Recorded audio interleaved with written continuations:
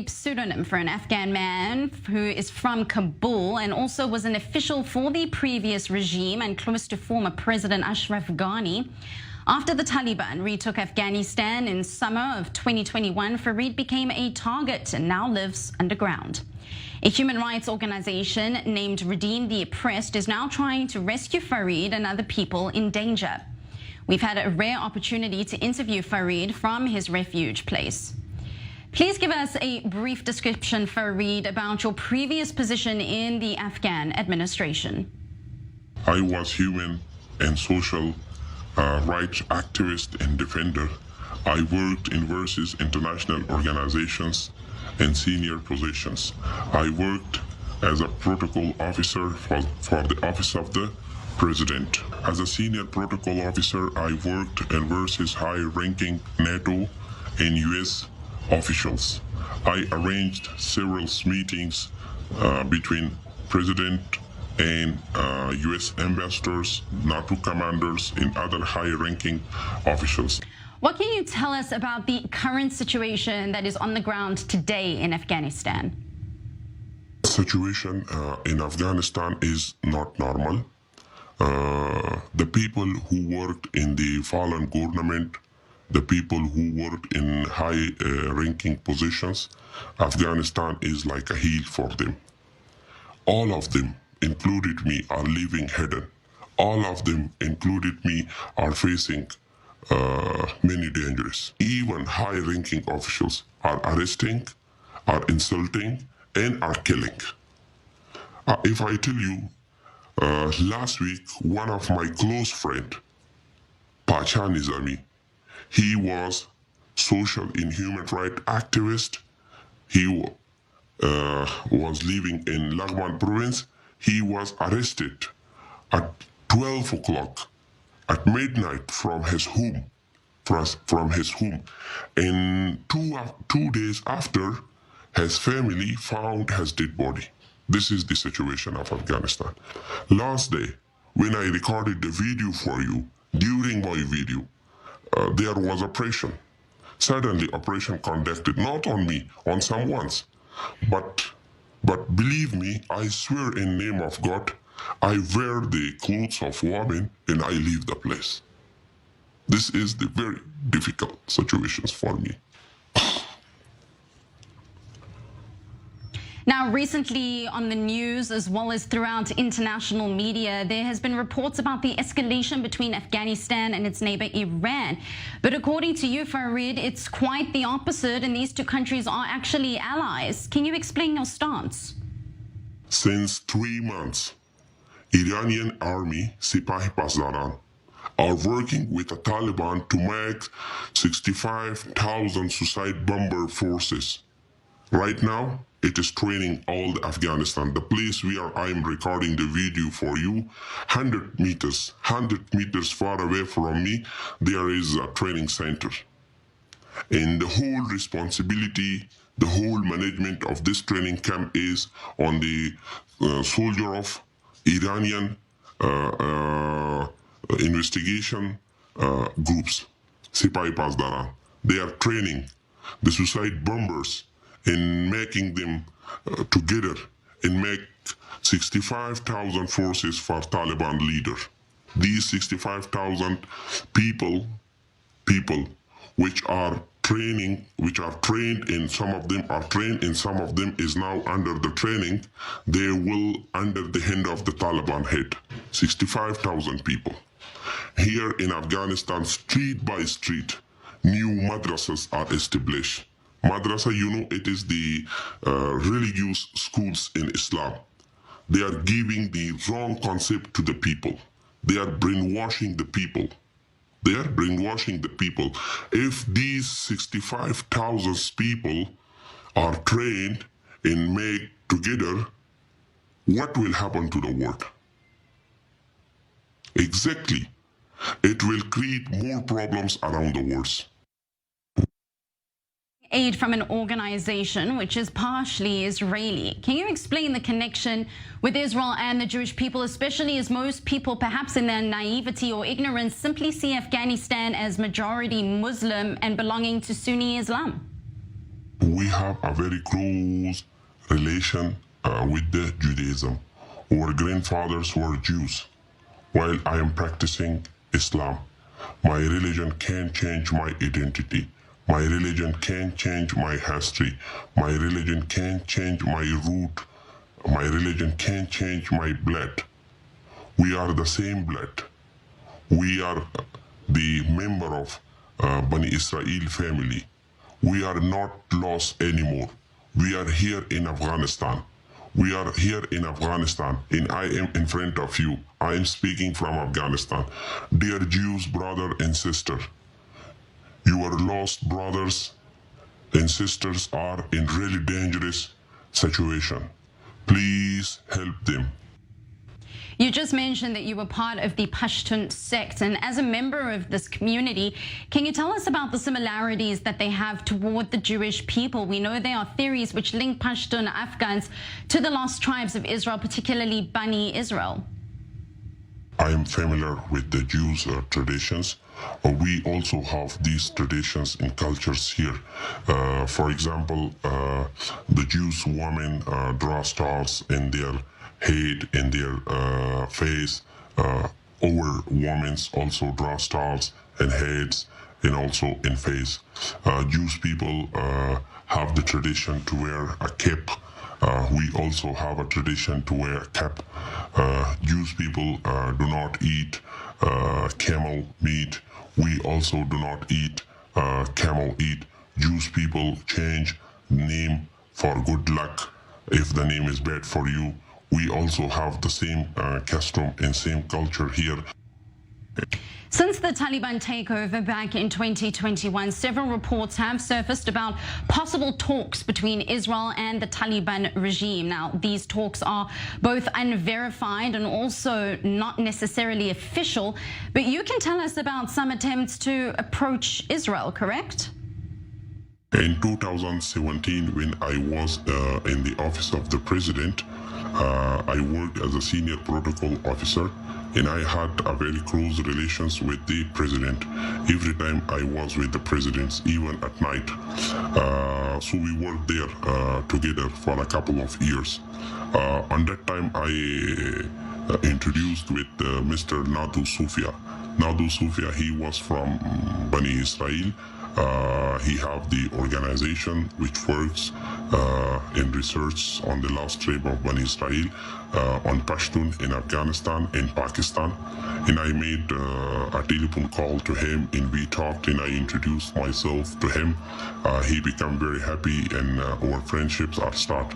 On that time, we worked together, and we made a special strategy for that. In 2018, I established organizations, DNCO, Development and Change Organization for Afghanistan.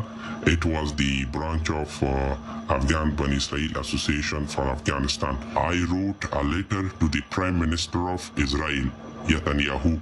Unfortunately, my letter was not went to him. Because in Israel there was some political crisis. If you remember, 3-time election were held.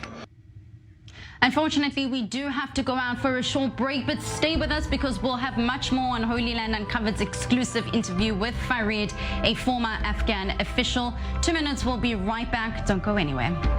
Here on Holy Land Uncovered, we're returning still with our exclusive interview with Farid, an Afghan resident and also a former Afghan official who's now aiming to leave the country under the Taliban rule and is calling on for assistance. The final question that we have for Farid is what you think of a future in terms of where Afghanistan is headed. After two years which I am in Afghanistan and I am hidden, I lost my everything. My child can't go to school, school doors are closed, businesses are collapsed. Most of the people are finding the way to escape from Afghanistan.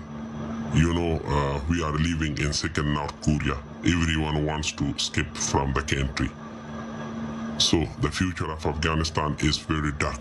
On the topic, but moving from the interview to right here in studio, where I'm joined by Max Moshe Gibson, the founder and Israel director of Redeem the Oppressed, Nadav Sofi, founder of the Association of B'nai Israel from Afghanistan, and Farouk Saif, founder of Redeem the Oppressed. Nadav, can you explain what brought you to the conclusion that Pashtuns are indeed descendants of the lost tribes of Israel? Well, first we started to look into the subject and we found, first of all, they are located in the right locations. Some of the locations that are in the Bible of the for destination of the other tribes of Israel are found or closely meshed in today's Afghanistan. They have a tradition that is passed from parents to children, even to this very day, that they are the children of Israel. It was documented 400 years ago in a Pashtun source, The History of the Afghans. It's a book. And also by Jewish rabbi 1,000 years ago. And most importantly, they have like dozens of Jewish customs and commandments. Some of them are very weird, like lighting candles, like some kosher laws, not intermarrying with non-Pashtuns that they keep to this very day. And we are sure it's them, like they have the best case. There might be other groups that are connected, but we think they have the best case of being like the big mess of the other tribes of Israel. And with regards to Redeem the Oppressed, can you tell us a little bit more about the activities that the organization does and is involved in? So Redeem the Oppressed has been running since 2011. Originally started as Rescue Christians, an organization called Rescue Christians. And then in 2018, we became Emergency Committee for the Persecuted and Enslaved. And then Redeem the Oppressed was started this year as an initiative to expand the program, because initially it was focused on Christians. Absolutely. And I'd like to bring our Zoom guest into the conversation to ask, Afghanistan is a terror country. That is what it's being defined as by a lot of nations in the media, in particular the West, an extreme Muslim country who opposes Israel. Do you think that activity, at least in the country, could potentially be dangerous? Of course, it is very Afghanistan has become one of the dangerous countries in the world. And we all know that where this danger came, because the root cause is Pakistan. Pakistan has created such an element in Afghanistan since 1970s. And because of that, this terrorism has controlled the entire region of Afghanistan, Pakistan, and even the neighboring countries. And it will be much more dangerous now when the Taliban is controlling the Afghanistan, because they are everywhere in Pakistan as well, and their allies are sitting in the Pakistan. And if they started sending, like Farid was telling, that 65,000, and I guess it's more than 65,000. And if these people, trained people, come to Western world, especially European or America or elsewhere, it will be a great danger for the humanity. So it needs to be addressed in a proper forum, and America shouldn't leave their associates, their frontline warriors behind in Afghanistan. And this is the reason, because the people like Farid are suffering badly in Afghanistan. There are many more like him. We rescued a couple of people from Afghanistan, which were around 13, 14 families, 60, 70 people. And now they are moving towards Brazil. Some of them are still waiting in Qatar, right? And if the organizations does not address this issue on right time to control Afghanistan, it will be much more dangerous for the world in coming days. Evidence. Talk to us a little bit about how the organization receives its funding. Does the Israeli government know about your organization, and has there been some kind of effort or connection in terms of dialogue to want to be able to assist you? No official connection with the government. Redeem the Oppressed is an American organization, 501c3 nonprofit. We're trying to make connections. Like, we're trying to reach out to a former ambassador, but it's not easy to reach politicians for issues that they're not concerned about. Do you think that this could be an issue? How would we make this an issue that they should be concerned about? I think doing stuff like this, awareness, we have to talk about it, spread the word. It's a two-pronged thing. You have to, if you say, I want to help Jews, then people are like, oh yeah, I want to help. But if you have to first explain, well, they're actually connected to us, and it's a little bit complicated, but they're very strongly connected to us, then, it's a Jew, let's help them. It's much harder to reach people. Need more time to talk to them. Perhaps. Farouk, I'd like to bring you back into the conversation by asking, it's incredibly difficult to explain perhaps to a modern day Israeli government that this is an old Jewish tribe that deserves to have some recognition and some responsibility perhaps on the Israeli government to help them get out of Afghanistan. Do you perhaps think it would be easier maybe to relate to the other side of Israeli society being Israeli Arabs? Do you think by positioning these refugees as Arabs that are in desperate need to get out of terrorism, Israel knows all too well about that, that it would be able to extend a hand and help? You know, one thing, as Max explained, that it is very hard to get the politicians or the political organizations into this chapter because they only do the things which are suited for them, right? If we were going to target the common people, and if we were going to share and create the awareness amongst such people which have the heart to save the Jews or the rooted Jews or whatever their religions are, right? It will be better to contact the, what we call it, create the awareness campaigns, right? Just like you are running a program at the moment, right? And these sort of these sort of programs can create the awareness amongst the common people. And if the common people understand the issue, they can stand. But I doubted that the government should take any initiative. They know it from the decades that they are rooted with the Jews, but nothing has been done so far, and nothing will be done even in future. So it is better to create the awareness amongst the communities, amongst the common people, and then we can have the proper solution for this issue. Max, I'd like to turn to the fact that I remember just 2 years ago when the Taliban retook over Afghanistan, the images that were coming out specifically from the airport in Kabul of Afghanis flocking to American airplanes that were taking off. Those really tragic images are seared in so many people's minds. Now, at that point, people were trying whatever they could to get out of the country, and perhaps it was a lot easier because there was so much uncertainty. Now, with the Taliban firmly in place, what actually has to go through the process in terms of trying to rescue someone that is stuck there that needs to get out? It's not an easy process. Some people you could take over to Pakistan via visas, and then from there try to fly them out. Some people are like very high risk, and they're afraid to even go into Pakistan because connections between Pakistan and the Taliban. So it really depends. Like some individuals, you have to have like special escorts to get to a safe spot, and then from there move them. What do you mean by high risk? High risk, like people like Farid. He's like, it's dangerous for him even to travel to Pakistan. You know, Pakistan. Because he was a former government official. Yeah, because he's a high risk target.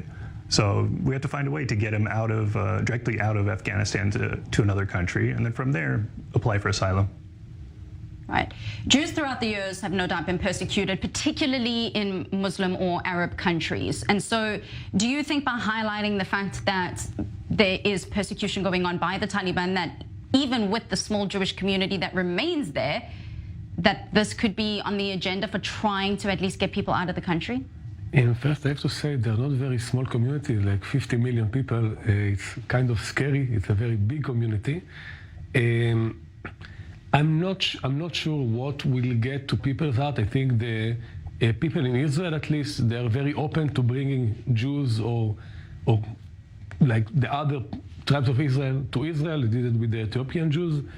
The problem is that every time we need to explain to a person that they are really Jews, we need like an hour of conversation to explain why they are Jews. It's not like you see them going to a mikveh and doing everything like putting on tefillin and everything like that. So it takes time to explain, yes, they are Jews, and then each person understands it, but it's only one person. It's very hard to get to the general public to do it like in one go and get the recognition that we need.